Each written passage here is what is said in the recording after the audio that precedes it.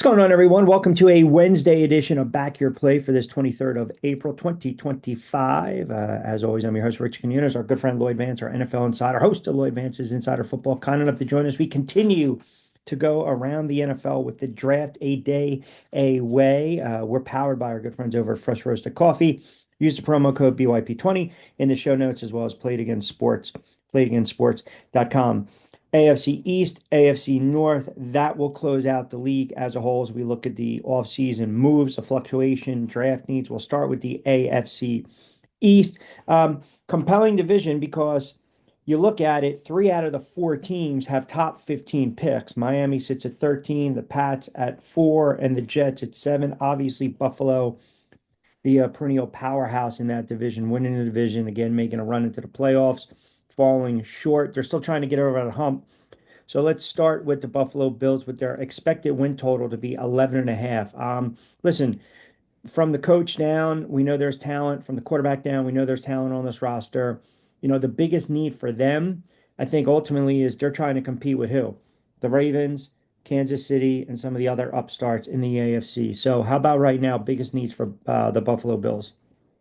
Well, Buffalo Bills, too, as we know, they're the cream of the crop in this division. And but the thing is, you're kind of competing with the teams outside of your division. Hmm. So they get is this window closing? That's always the big question with them. And can Josh Allen, Sean McDermott, can they get over that hump? Once again, they had beat Denver, but they beat Baltimore, but they cannot beat Kansas City. So Right.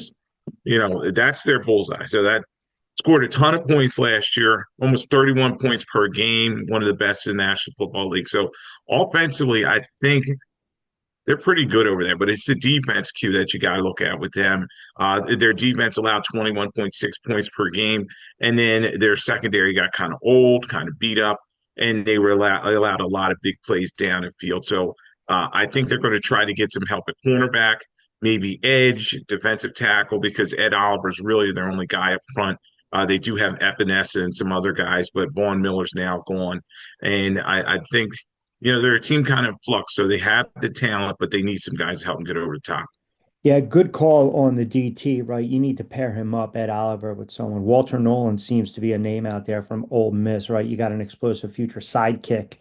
Um, Oliver's a good player, but honestly, I think he's immature as a player. But again, that being said, talented player nonetheless. All right, so the Bills sit 11 and a half. Projected win total by many 11.7, leaning towards 12. They were 13 and 4. Super Bowl odds were 7-1. They've won 11 plus games in 5 straight seasons. Josh Allen has won 10 plus games in every season as a full-time starter. Again, 11 and a half over under. Ooh, I think they can get there. Last year, 13 and 4. It may be tight, maybe about 12 wins, but Josh Allen has got to find a way to get this team over the hump. They're bringing in Palmer at the receiver position. Bosa's coming over to try to help that defense out. And Sean McDermott, you know, Pagula seem to like him, the owners there, but you have to wonder when Brandon Beane, Sean McDermott, they're going to be on the hot seat because it's going on a number of years now, close but no cigar. So I think they can get to 12, but after that, you guys say, okay, it's playoffs or bust. Yeah, and speaking of playoffs or bust, I mean, I think everyone's on notice in South Beach with the Miami Dolphins. They were 8 and 9, their first time going under their win total since 2017. Four overs, two pushes previously. The Miami Dolphins, again, head coach. We were just guns a-blazing with the head coach a couple of years ago. Tua, give him the big money, contract extension. When he's healthy, that is a big if. When he is healthy, he's extremely talented. He was vying for MVP a couple of years ago early on, concussed. We don't know if he's going to be 100%. I mean, that's just a guarantee in life. And, you look at this team, they had some really, really bad losses last year, but they also were just snake bitten. And I just, you know, I, I feel as though if the projected win total is sitting under 9, which I'll pull up in a moment, that kind of tells me the odd makers believe that it's really going to be a one-team race in the AFCs. We'll get to the Jets and the Pats in a moment, but right now, as it stands, biggest need for the Miami Dolphins. Well, the Dolphins, they're picking that no man's land kind of at 13. So I think they're Yep. going to see what kind of falls to them. And as you were kind of alluding to, inconsistent up and down team. 8-9 last season.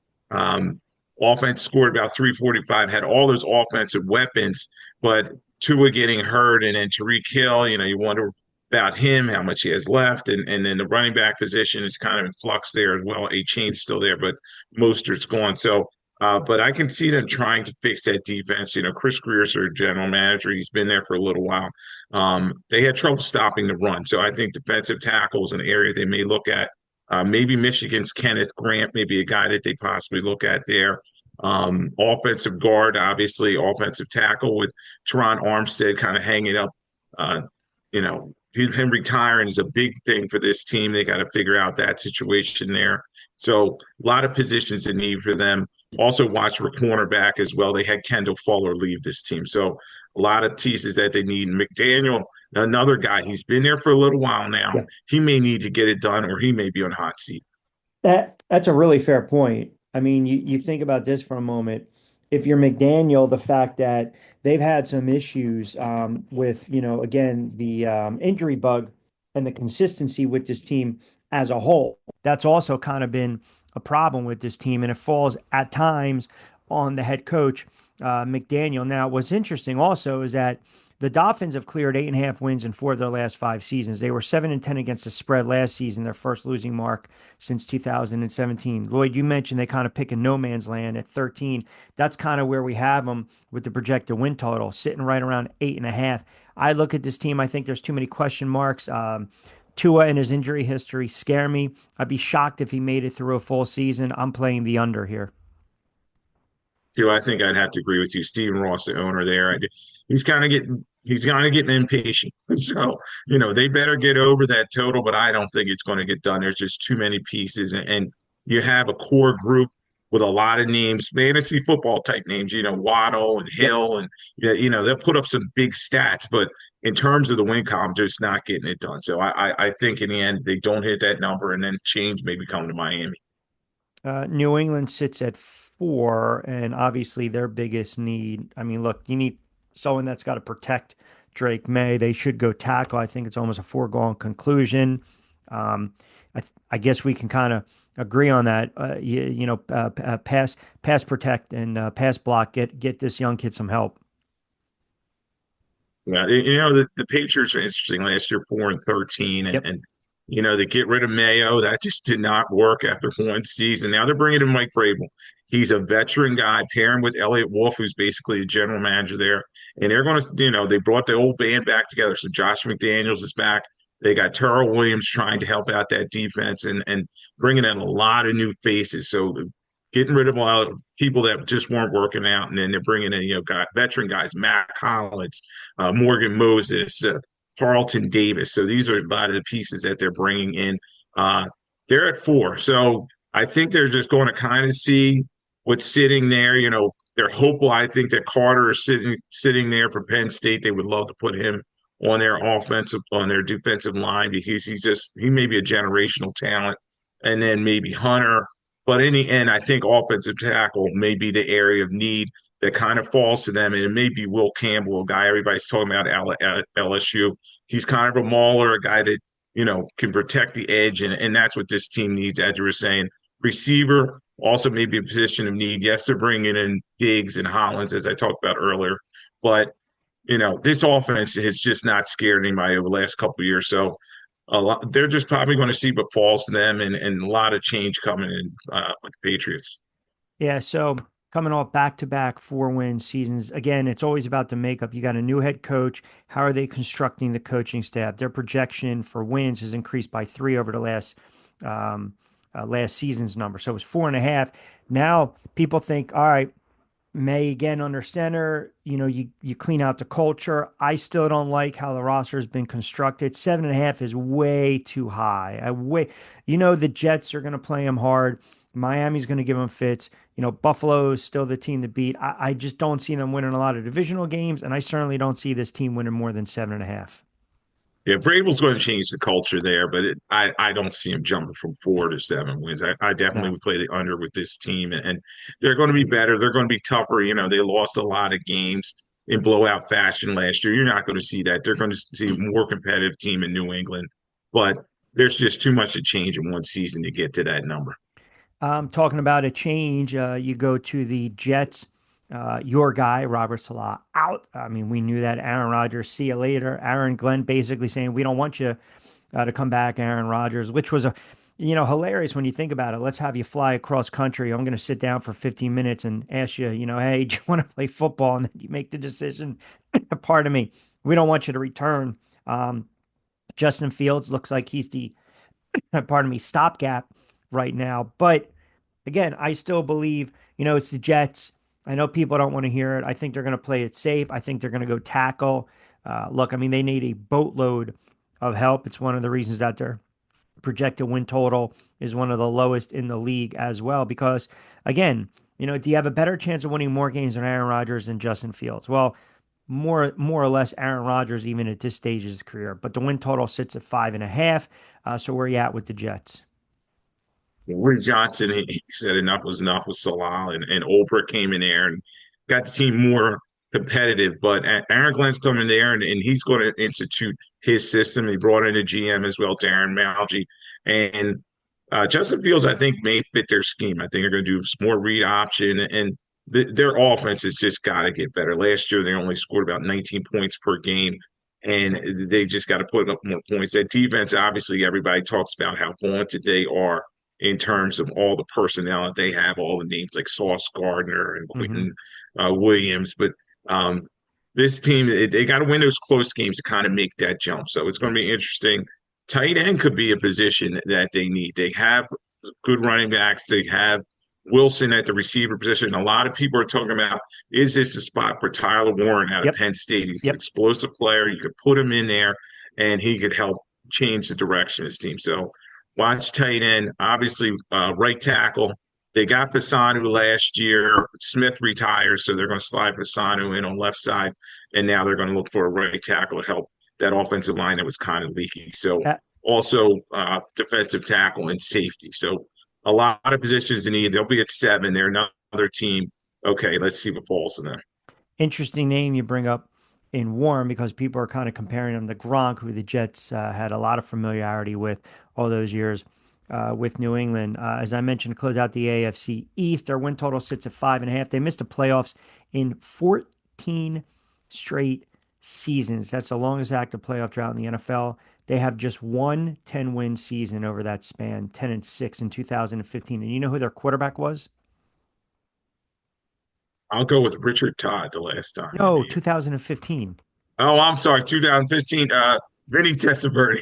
No, over two. You're strike. You're swinging. 2015. Think Oh, recently. I know it is. Oh man, The bearded from one. Marshall. From Marshall. No. What's the name? Oh man, you were about to say Chad Pennington. Wow. Yeah, man, You yeah. you Well, it's been are so long for the Jets. I talked to all my Jets people, and they're just miserable because it's like we've never been but in you are you're playoffs. you're so far Who gone is it? off your rocker with this. I Oh, just wait. Fitz Magic. Oh my God, geez. The viewing audience was about the you went Richard Todd from the 80s, then you went Vinny, then you went Chad Pennington. Yes, Richard Todd. I mean Oh, Brian gotcha. It Fitzpatrick. was Fitz Magic. Yeah, you're right. Fitzpatrick. It took me a little bit. Sorry about that. A little, Oh my goodness, Lloyd, you need some fresh roasted coffee. That was 10 wins for them. All right, let's keep it rolling. It went off the rails quick on this edition of BYP. All right, AFC North. Um, look, if Cincinnati just ran out of time, right? I mean, they just need to fix the defense, period. Joe Burrow was playing like out of this world MVP, carrying them almost to the cusp of the playoffs. People believe you said you thought they were going to take a step back. They did last year. They had some injuries, inconsistent play, some bad losses, but the defense really let them down, giving up a boatload. You're talking 35, 38 points, 41 points. You're just not going to win in the NFL like that. You can't have the quarterback put it all on him. With that being said, their win total is 10.5. We'll get to the draft in a moment, but how about the biggest needs if you are a Cincinnati fan? yeah. Cincinnati, you got to stop going on 3 to start the season, Yeah, right, Q? that's right. That's something they dig that hole and then they come out of it, and you know it obviously it's a defense. The defense they got rid of Lou Anarumo to replace him with Al Golden coming over from Notre Dame. He's going to try to fix this defense that allowed way too many big plays, and particularly letting games go at the end of them. And it's going to be interesting to see, with Hendrickson, because Hendrickson's there. He wants a new contract, and they're Yep, not sure could be what's going on traded. with him. Sam Hubbard retired. So definitely edge slash defensive end is something area they're going to need to look at. Cornerback, because as you were talking about, this defense allowed him was 26 points per game. Safety, and then interior offensive line because they had a couple guys leave in free agency. So Burrow, they're set with him. They have their running back. They gave Chase that huge contract. So offensively, I think this team's pretty good. Maybe a couple of linemen here and there, but they're definitely going to go defense. And it's going to be interesting because they're at 17. Another team is kind of like, okay, let's see what kind of falls to them, and then they'll probably go from there. Yeah, but you know what? Their win total, talk about a bounce back year because, you've got a perennial MVP candidate in Joe Burrow. Their win totals well over 10. I mean, that's in a very tough division in the AFC North. So they're sitting at 10 and a half. They've had double digit win totals for the third straight season. They haven't done that since 1989. They finished 9 and 8 last season. They missed the playoffs. They went under their win total. They're seeking their fifth straight winning season, which would tie the franchise record set from 2011, 2015. That was the Marvin Lewis always winning games, 500, Carson Palmer kind of squad. So right now, the books project 10 and a half. A lot of media projects 8.5 to 9 wins. I think in a tough division, I think 10 is where you're at. I would lean a shade right under 10 and a half, and I would play the under here. Yeah, Q. I think they're a 10-win team. 10 and a half. I don't think they're going to get to 11. So, yeah, I play the under, but they're going to be a team that, as long as they don't take that early season hold, they're going to be in games. And you talk about the explosiveness on offense with Burrow and the rest of these guys. They can play with anybody. And we know if they play the Chiefs, they have their number. So it's going to be interesting to see how this shakes out. Yeah, I'll say 10 wins. And they're another team I think can get to the wild card. I think they're going to have that bounce back season coming up. The Steelers pick at 21, no quarterbacks under contract. The fact that I think Tomlin and the Steelers brass decided we're not going to be held hostage by Aaron Rodgers. I'm going to tell you, if the Giants pass on Sanders, I see Shador Sanders sliding all the way down to the late round. And to me, it just makes sense that the Pittsburgh Steelers, I mean, they need a quarterback. It just makes sense that they grab him. Well, Q, you got to watch the Raiders and the Saints before then. But yeah, I could see that happening because Aaron Rodgers, he's just kind of let him hang out in the wind. And the Steelers, they do have Mason Rudolph. They brought him back. Hooray, hooray. He's not going to do a lot for them. And they need a starting quarterback. Um, to answer your question, I really think that Rodgers is probably going to retire. I don't think he's going to Agree. sign with the Agree. Steelers. So the Steelers will look at quarterback. That's an area of need. Obviously, Russell Wilson, he's gone. Justin Fields is gone. So they need to have a quarterback to build for the future. Also, watch running back. Najee Harris left and went to the Chargers. So that's an area of need. The Steelers always want to build up their defensive tackle position because Hayward's getting a little older. He's 36. They got to find maybe a replacement for him. And their secondary, other than Joey Porter Jr., they may need another corner. So, interesting team at 21. They'll kind of see what kind of falls in, but usually the Steelers' way is to build up front, either offensive lineman or defensive lineman. Yeah, I was going to dismiss the Raiders with Sanders because obviously they made the move for Geno Smith. I mean, if you're talking about maybe get a rookie as a projected backup, listen, if he falls and he slips through those two teams, if the Steelers it just makes sense right now. I don't know if there might be. I look at a team that they were 10 and 7, right? So they are the model of, hey, we're going to finish over 500, 21 straight seasons. That's great. But what have you really won in that time? I think they are in this area where Cincinnati's getting a little older. The Ravens have shown they can't get over the hump. The Browns stink. We want an impact player. Now, again, maybe that player is Sanders and that fit for Pittsburgh. I don't know. Um, I would be 8.5. I mean, that's are we going with the trending that Mike Tomlin always finishes 500. I think this is their thinking. Mike Tomlin always finishes over 500, never had a losing season. So I'll go with the over. Barely with them, but the Steelers are another team, as you were talking about, very inconsistent. They had some big wins last year, and then they kind of sputtered down the stretch. And they have key players that are kind of getting older. I talked about Cam Hayward earlier, and then you have Watt, who's been around a little bit now, and their defense has the ability to stop people, but their defense allowed some big plays, particularly in the secondary. So, going to be an interesting team to watch, and yeah, Sanders' watch is definitely going to be on the board if he's still sitting there. So, but I don't. I think the Steelers will get over that number. All right, the Browns stink. So I mean, I don't know how much time you want to. I mean, they're a bad franchise. They're a bad football team. We know that, and they're again in a precarious position as well because look, I, you're probably thinking, you know, offense, offense, offense, right? And the play, if Cam Ward goes number one, they're not drafting Sanders, okay? That leaves Travis Hunter, and that's the only plausible. That's the only type of move I can see the Browns making. If they went outside of that, I mean, they've got 10 draft picks in the 2025 draft. I mean, if they went outside of that, it's very Brown-esque, right?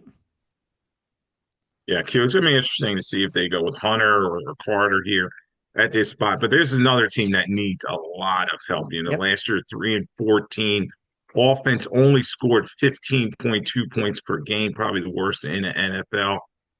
They're at number two, so they have to figure out a lot of things here. And quarterback obviously is position in need, but they have Deshaun Watson sitting there. He has his second Achilles surgery. Not sure if he's going to play, so they have Kenny Pickett, Joe Flacco that they picked up in the Yep. offseason. Yep. Offensive line, they definitely have to clean that up. Jedrick Willis left, Nick Harris left, so they got to clean that offensive line up. Nick Chubb, he's a free agent at the running back position, so they also may look there.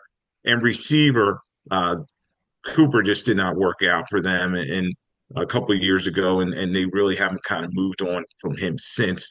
And they're going to have to find somebody at the receiver position. So everybody I talk to says Hunter's probably the guy, and they're thinking he's going to be a receiver. Well, here's the thing. They can't score. Only the Panthers minus 193 had a worse point differential than the Browns 177 last season. And they won two more games and they played hard. So you look at this Browns team, they had an 11 win campaign in 2023. They won only three games last year, 3-14. It was, it was a bad year. I mean, one of the losses, my God, was against the Giants. I mean, think about that. That was in the midst of a 6 game slide. I think they dropped 8 of 9, 10 and 11. I mean, they finished the season losing six straight.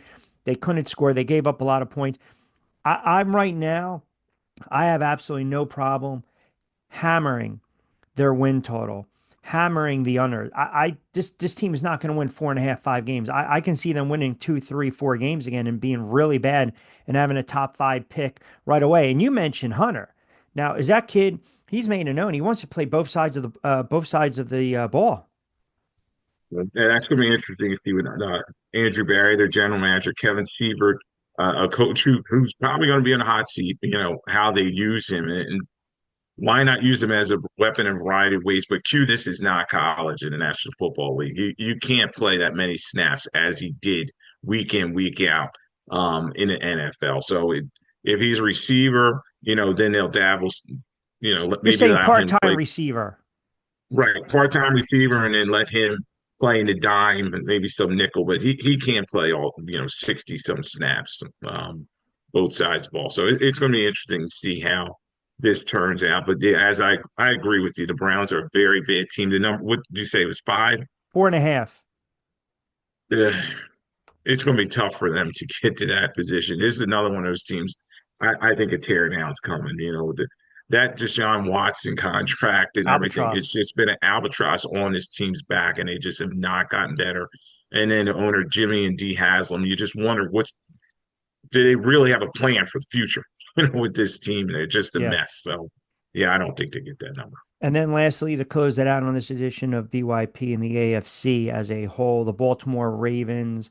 So you got the defending Super Bowl champ, the Eagles, right? They're tied with Buffalo, Baltimore, Kansas City, the highest number on the board in Vegas, 11 and a half. I mean, listen, they're a very good team. They're a well-coached team. It's just that bugaboo, that hurdle. They just cannot get over the hump. And last year it was against Buffalo in a divisional round in a a um a game that they could have won. It's just they turned the ball over, and Josh Allen went off, and Buffalo forced three turnovers. Lamar Jackson. It's always Lamar Jackson come playoff time. What Lamar Jackson is going to show up, and again, you got to Lamar Jackson. So if you're Baltimore right now, where are you looking? Yeah, Baltimore's interesting. They're picking number 27. They do Yep. have 11 picks, so they have a lot of picks to kind of move around. Eric Acosta, their general manager, maybe he makes some moves and try to move up the board a little bit. But when I look at this team, they score a ton of points. Almost 31 points per game, one of the highest in the National Football League. So explosive team, but it's playoffs or bust, much like we were talking about the Bills. And I think that what the Ravens are going to try to do is fix that defense. Last year they allowed about 21 points per game. I think a big thing is edge. They may try to get somebody that can get some more pressure on the quarterback. Maybe find another safety to pair with their All-Pro Kyle Hamilton, who's a big-time player. So edge, safety, and then offensive line where they have some age, particularly Ronnie Stanley, they may want to find a replacement for him in the future.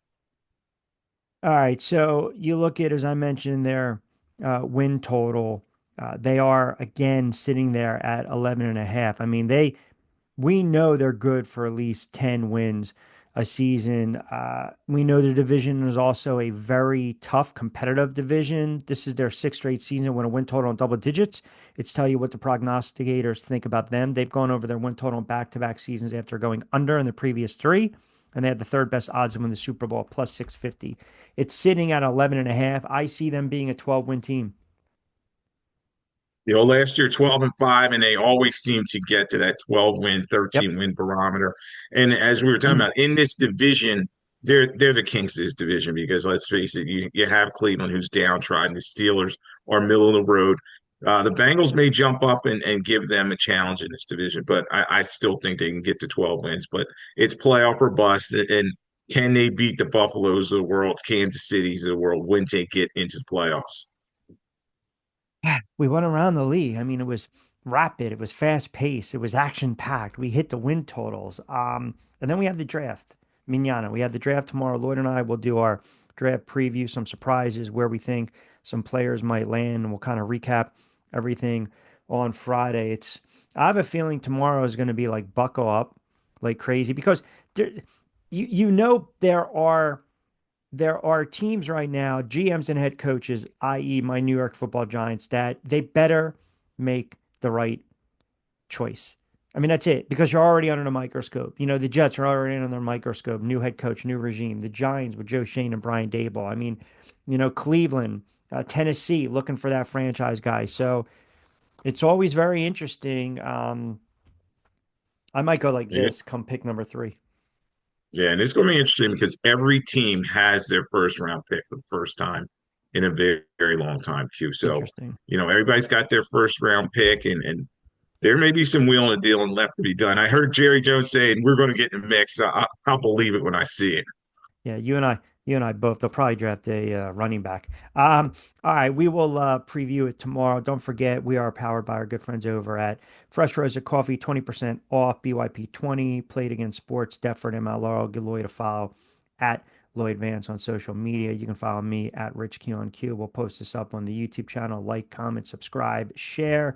We always encourage the debate, the engagement, and the dialogue. All right, my friend.